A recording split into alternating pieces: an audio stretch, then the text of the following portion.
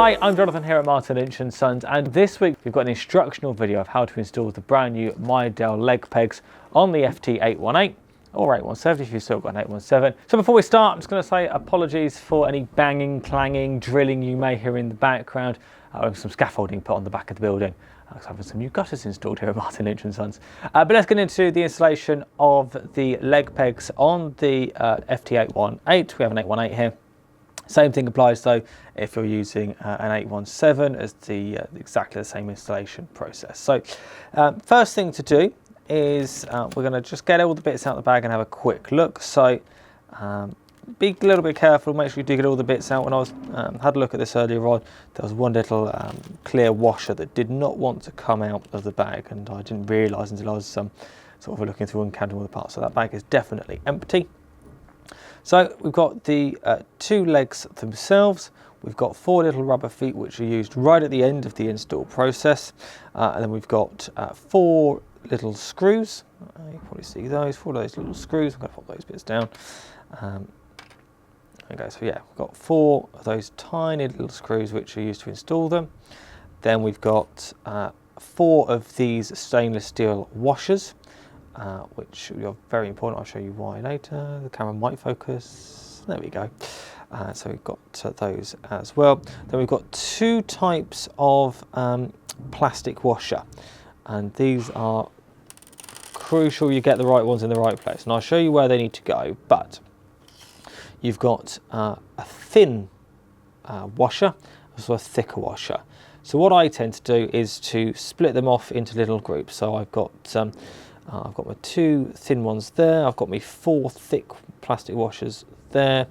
I've got my 4 screws just there, and I've also got my 4 stainless steel washers as well. So now the next thing we've got to do is simply take off the 2 strap hooks on either side of the radio. So we'll do that now.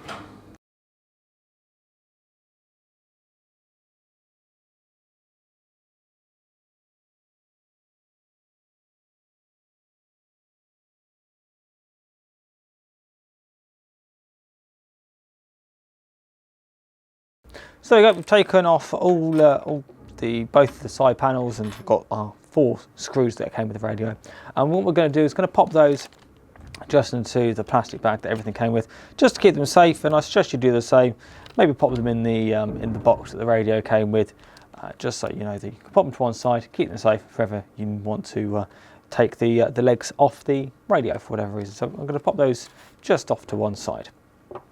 Now, the next thing to do is to install the legs themselves. Now we're going to start off with the right hand leg, and it's very important you get the correct leg here, and it is quite easy to get them mixed up and install the wrong one. But the right hand leg has this little sort of cutout on it, whereas the left hand leg doesn't. So the right leg has that cutout for the very purpose of going round the microphone connector on the radio. So if I bring up the radio, you're able to see that if I line that up, that cutout lines up with that mic connector perfectly. If you get the wrong one and you install the left hand leg on it instead, well then you'll find that as you extend the leg out, it fouls on that mic connector. So make sure you get the correct leg on the correct side. So we're going to start off with the right hand leg, and we're going to pick up one of the 2 strap hooks. Now it doesn't matter which one you pick up because they are both the same. So first thing we're going to do is pop a screw through. Then we're going to put on one of the thinner plastic washers. So I've got one just here, and that just goes over. All that simply does is stops the leg itself sort of fouling on the metal of the hook, the strap hook.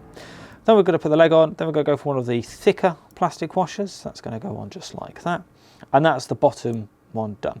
Next, what we've got to do is pop a screw through the top hole. So there we go. Then we're going to put on 2 of the stainless steel washers. So there's 1, and there's 2. And then we're going to finish it off with one of those thicker plastic washers again. Now it's very simple. It's just screwing it onto the radio. So I'm just going to make sure that nothing's in the way if I move the radio more into the center of the frame.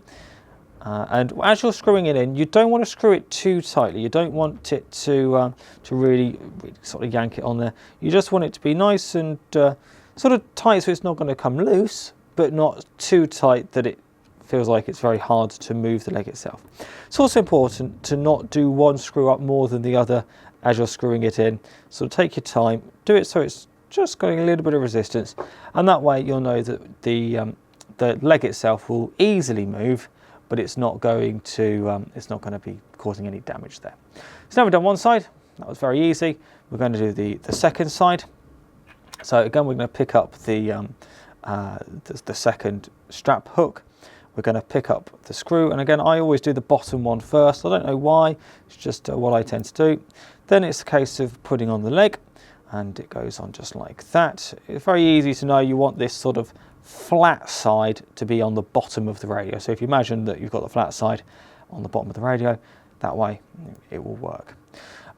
Then we put on one of the thicker. Oh no, sorry, I missed one of the. I missed the thins washer. Let's just put that thin washer on, and then the leg.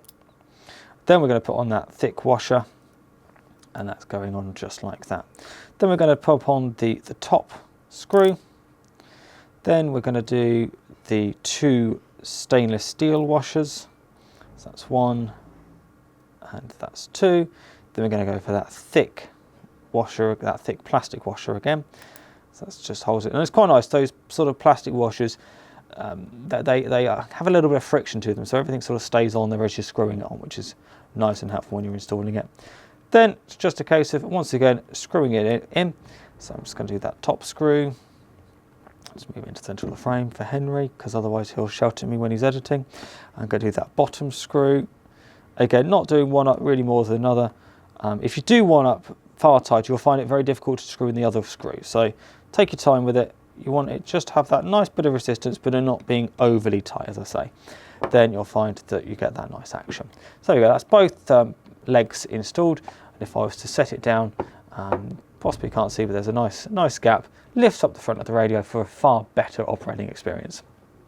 The very final step to do, and I'm not going to do it in the video, but it's to install the 4 plastic rubber feet, and they very simply go on.